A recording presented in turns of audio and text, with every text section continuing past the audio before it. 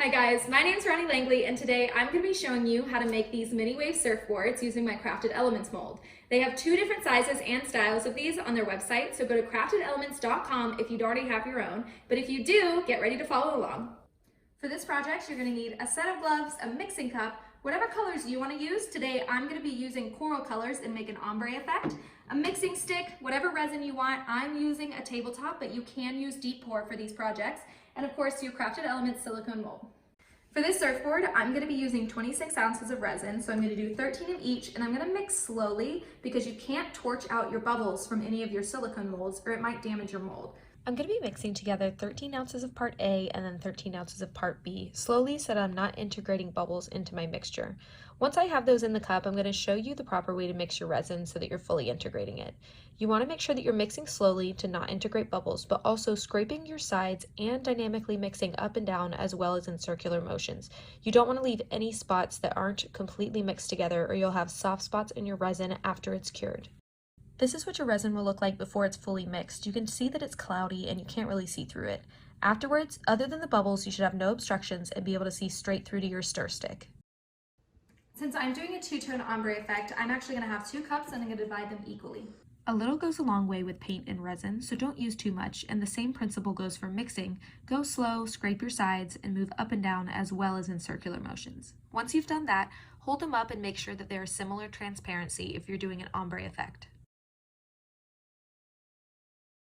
So the most important step of the entire process is that anytime you're using high quality molds, if you want them to last longer, you need to be using a mold release spray.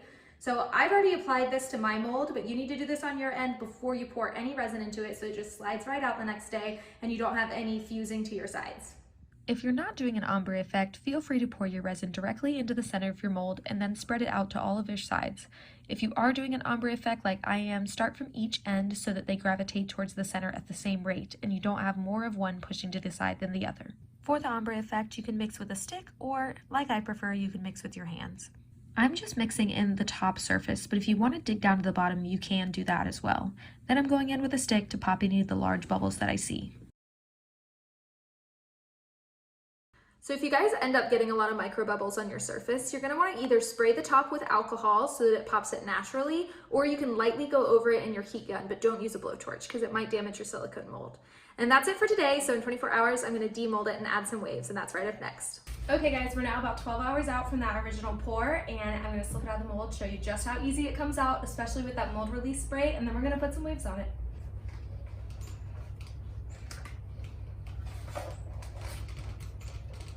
It doesn't get easier than that. Really quickly, I'm going to take some 80 grit sandpaper and just sand down any rough spots on my edges. In a separate cup, I've mixed together my white pigment. Remember to only use up to 10% of your total volume in pigment because you don't want it to affect the hardening of the resin. My tables are uneven, so before I start any of my pours, I'm leveling my surface to ensure that my waves don't slide off. I'm going to draw my initial wave line here on the front where I want it to go. And since I've already done the base color on my surfboard, I'm not including any color in my wave layer. I always prefer my hand when spreading out the resin, but regardless of what you're using, make sure that you're covering your sides fully. Using your favorite pigment brand, draw out a thick white line at the start of your wave and make sure that you also drip those over the sides.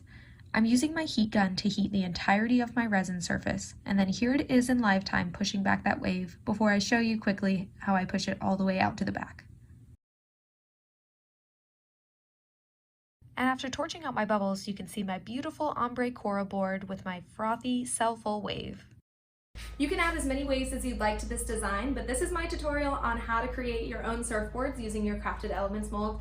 Thank you for tuning in, and if you want your own mold, go to craftedelements.com.